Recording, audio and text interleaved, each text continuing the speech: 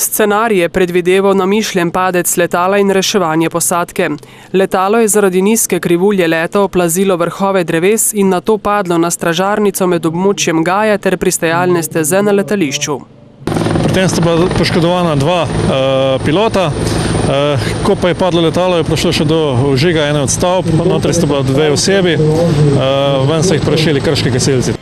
Na prizorišče so sicer najprej prihiteli pripadniki Slovenske vojske, ki delujejo v okviru gasilsko-reševalne službe letališča v Cerkljah ob Krki.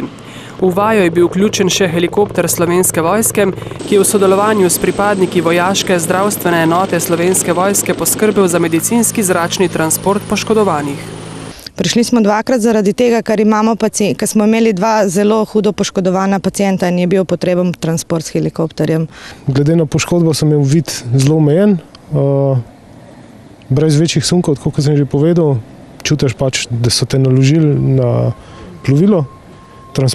Sam transport v zraku poteka tekoče.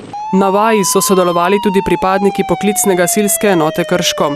Namen tovrstnih vaj je tudi odpraviti morebitne pomanjkljivosti.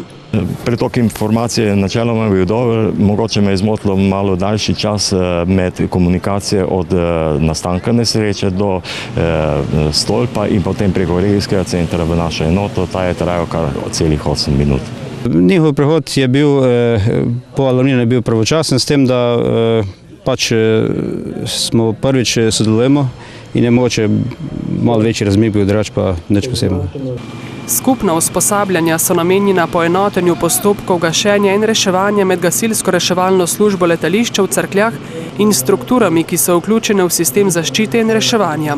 Tokrat je bilo v vajo vključenih približno 40 ljudi.